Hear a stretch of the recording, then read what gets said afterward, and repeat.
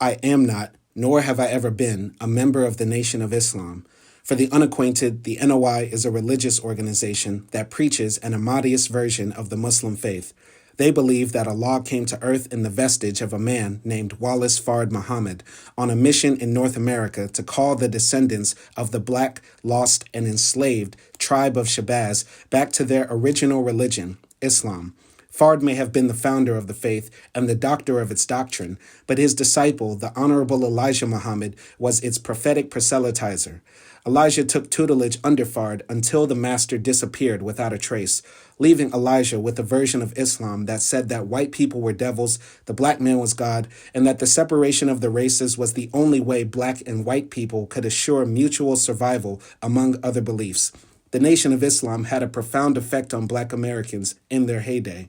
Being self-identified Muslims, they were non-smokers, teetotalers, didn't gamble, nor partook in pork consumption, which cleaned up the habits of many black people who joined their organization through sheer, austere asceticism.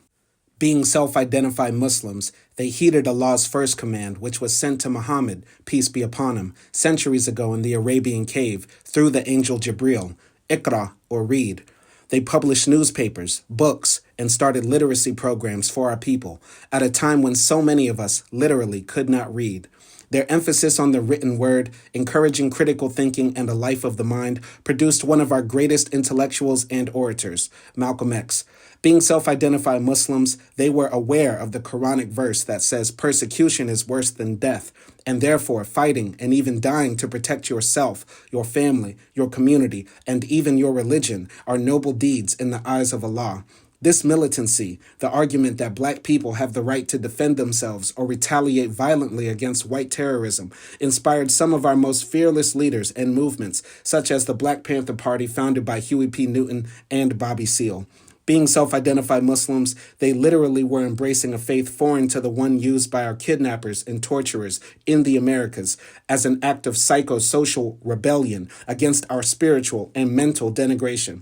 This inspired millions of our people to seek a different way to commune with the divine outside of the confines of an Americanized Christianity that allowed itself to be corrupted to the point it upheld white supremacy in its nastiest forms. Getting one person to become a convert is a miracle. This movement made millions and undoubtedly changed the course of Black American history.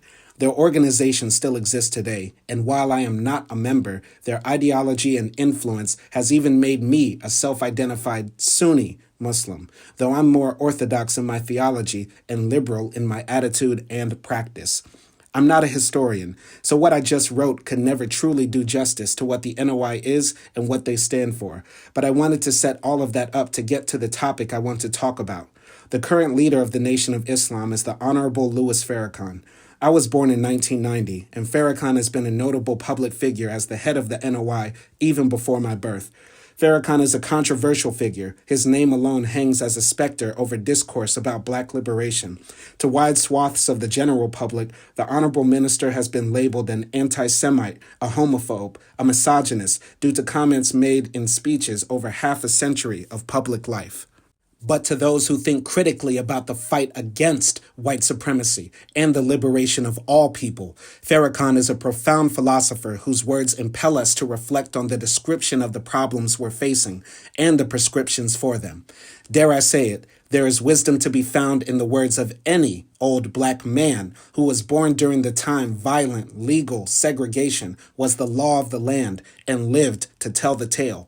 No one should follow another dogmatically. No person is above reproach or criticism, but at the same time, no person nor idea should be dismissed solely outright. Everything is worthy to be contemplated. With that said, I always thought it was peculiar how the mainstream narrative about Farrakhan's past remarks haunted him over the years. Not that some weren't wrong or misguided, in my opinion, but how can we forget that Farrakhan is a product of mid-20th century American thinking, a society that was openly anti-Semitic, racist, misogynistic, and homophobic? And who is to say that that man, like many of our fathers and grandfathers, didn't change his perspective over time, as we all should inevitably do as society progresses? Whether he has or not doesn't matter to me, but introducing him brings me closer to my point. One thing that the Nation of Islam has done under the leadership of Farrakhan that I truly admire is that he, nor the teachings of the NOI, have ever admonished or condemned any facet of black life. He has never made it a point to damn black people.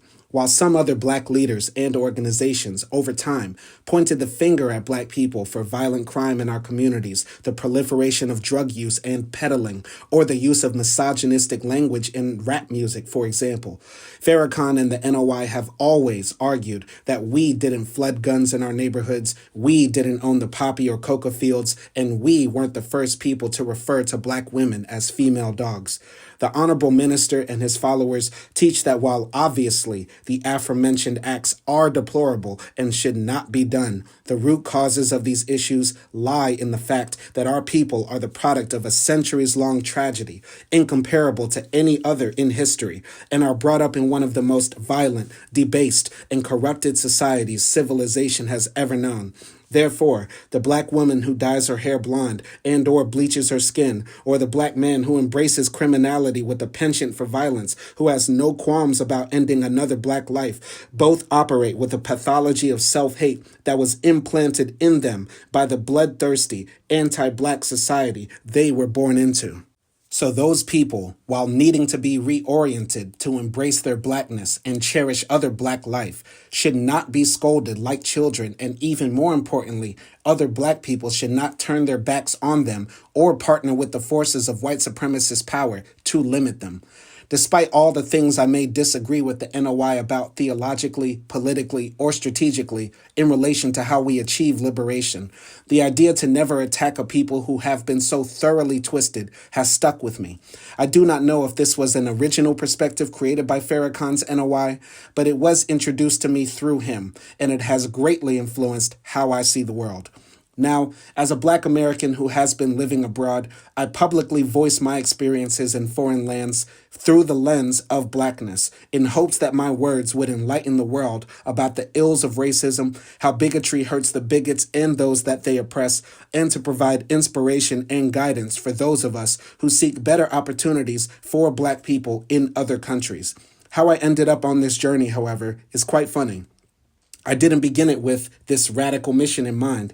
It first began with a powerful impetus, love.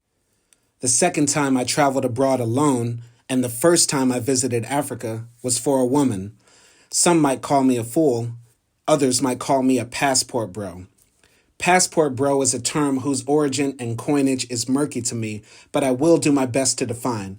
Passport bros are black American men who travel to foreign countries in pursuit of romantic relationships or sexual tryst. Some might categorize them as simply sex tourists or men looking for mail order brides, but the added component of their black identity plays a role in forming the group identity by themselves or by others. Many passport bros, while broadcasting their adventures abroad on social media, speak about the reasons why they are pursuing women of different nationalities who are often non-black. Often their justifications for their actions center on their anecdotal experiences of frustration, dating, and wedding in the U.S., gripes about how X-wave feminism has made quote-unquote modern women disregard gender norms and rules that these men desire, while foreign women possess these traits, and often comments about how black American women, from their perspective, absorbed some of the worst aspects of modern feminist ideology. Often their critiques of black women as a monolithic group are colored with the same racist tropes that the dominant white society has used against black women since time immemorial, which I won't repeat so as not to dignify them. As well as the fact that many passport bros frequently collaborate together and target their messaging to other black men, I think there is a clear distinction between this group and what most people imagine as male sex tourists or love travelers. I do not purport to be an expert on all things related to this men's movement, but I do watch a lot of their content, as I generally try to stay abreast with all things happening related to black people. I personally have never heard a passport bro critique American society or European Western civilization outside of their grievances with feminism and intergender relations. So I will assume that them wanting to leave America has very little to do with protesting white supremacy or seeking refuge in safer lands. I see this movement, just like BLAXIT, As a small minority of Black diasporans who are mostly comprised of people who agree on a collection of core beliefs and premises, with, of course, fringes on the extremes and a variation of beliefs in between. I won't mention or talk about the celebrities of this space because the focus of my writing is not to challenge people, but ideas. Besides, if you're interested in learning more about them, their content is not hard to find. Passport Bros came into prominence from my perspective in 2022, and their existence sparked a flurry of debate. Traditionally, when new trends are popularized in the Black community, especially by young Black men, there is a tendency to apprehensively judge them through the lens of respectability politics, even while they roar with popularity. We've seen this happen time and time again when Black people modified the arts, fashion, and language of the dominant society forced onto us. Whether that be blaxploitation films, the blues, jazz, rock and roll, all the dances we've created, the clothing fads we started, and the slang we've invented with a language not our own that later became codified in dictionaries, every cultural contribution we've made was initially met with fear and aversion by the contemporary powers and intellectuals, by and large, of their time. Some might say this is a natural occurrence. The dialectic of change is never without conflict. But we must never forget that we live in a world hostile to Black expression. So a fight that would normally be the old guard versus the avant is also tinged with anti-Blackness when we are the progenitors of progress. The resistance is done by people within and outside of the Black community, albeit mostly for different reasons.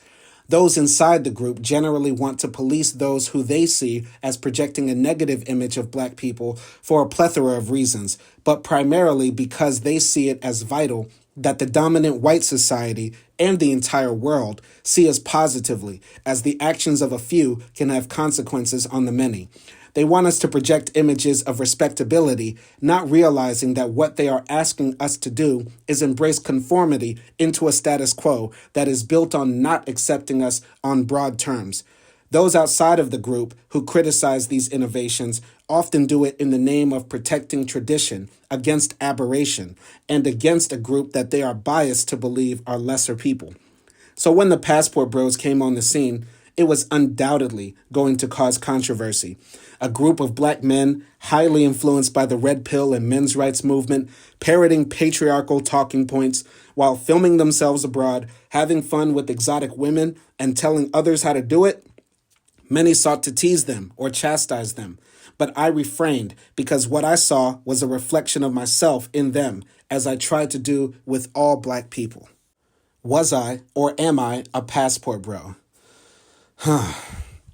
I cannot definitively deny it like I did any affiliation with the Nation of Islam, because the latter is a distinct organization with defined requirements for affiliation, while the former is a label imposed on people by others who believe they exhibit the qualities requiring that person to be a part of that group, which those labeled either embrace or reject, similar to the idea of race itself. I can say that I would not identify as a passport bro, and I would reject anyone labeling me as such for the following reasons.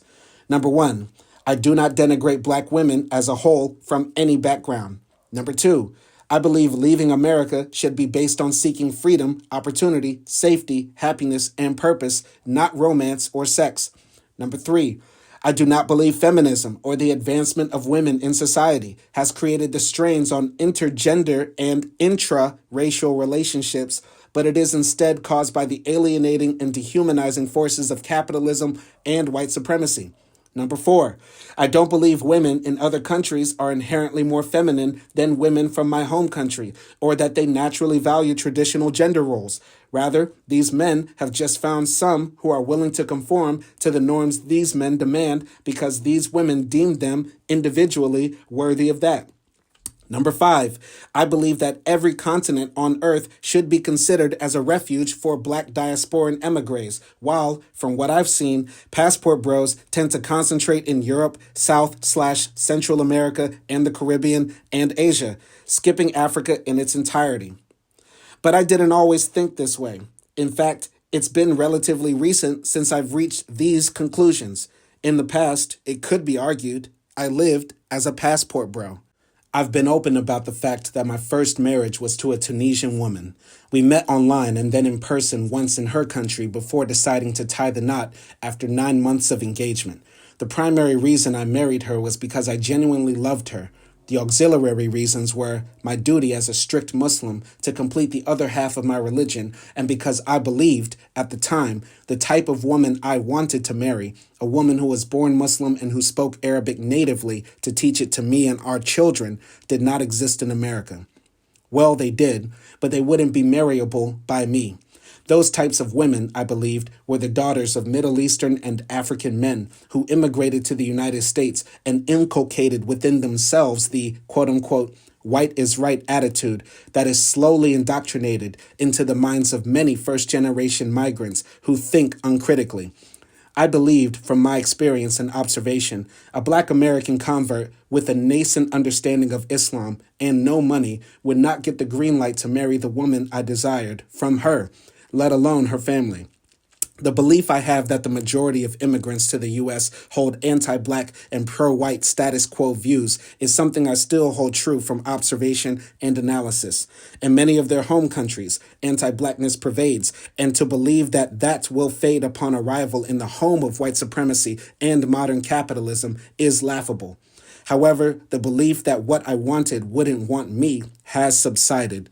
Without a doubt, had I continued and persisted, I could have found the woman who ticks most of my boxes, who'd have loved me. But Simon at 26 didn't have the wisdom on women and relationships that Simon has now at 32.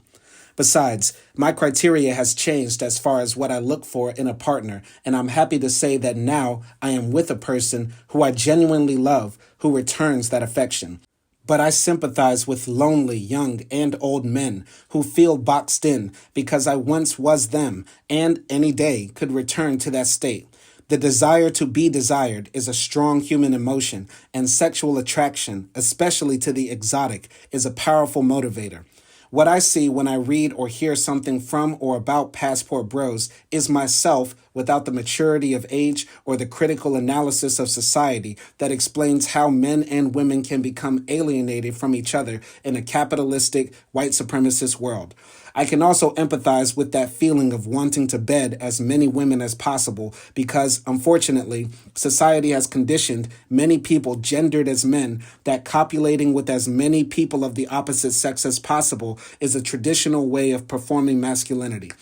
I definitely pursued pleasure during my time in Jakarta, Indonesia, and Belgrade, Serbia, and a strong push factor for me then was to indulge in sexual experiences while there, but it was emphatically never the reason I went or stayed there.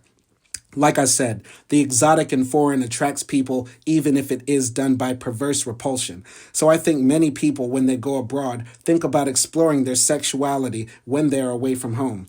If this wasn't the case, I don't know how you would explain the millions of international relationships and marriages across the world, the people born from those unions, and how sex tourism is a billion-dollar business.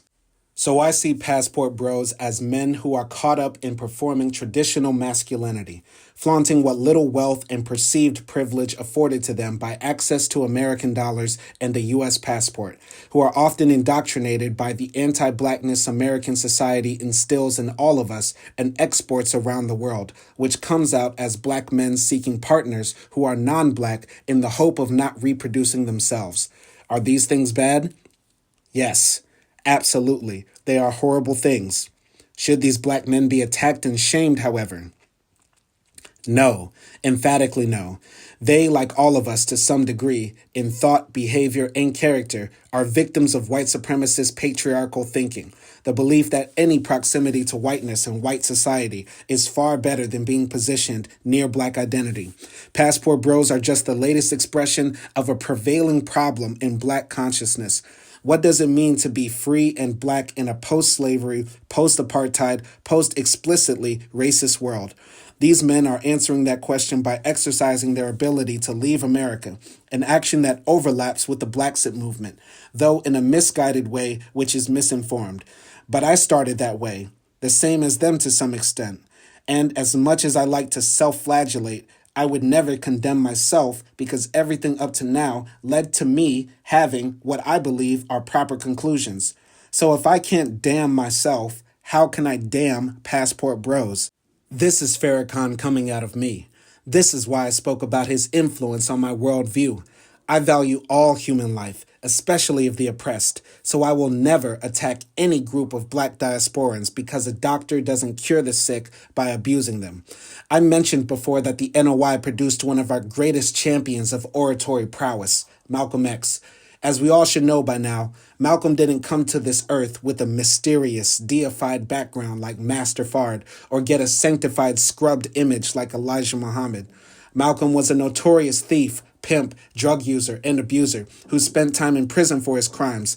While there, his brother influenced him to join the newly established black Muslims, and Malcolm then dedicated his life to the service of this religion, its leader, and the liberation of black people. His life post-conversion was a complete 180-degree turn from his previous one, and his journey of self-discovery is an inspiration to all of us involved in the ideological war against white supremacy. Everybody's path in life will be different, and the Black American male's experience journeying abroad will hit differently for each of us who choose to board that plane. So who's to say the criminal today won't be the Malcolm of tomorrow? Who's to say that the passport bro of yesterday won't be Simon Hill in the future? If you're mad that you think I compared myself to Brother Malcolm, get your passport bro and pull up. Signing out for our people, Simon Hill.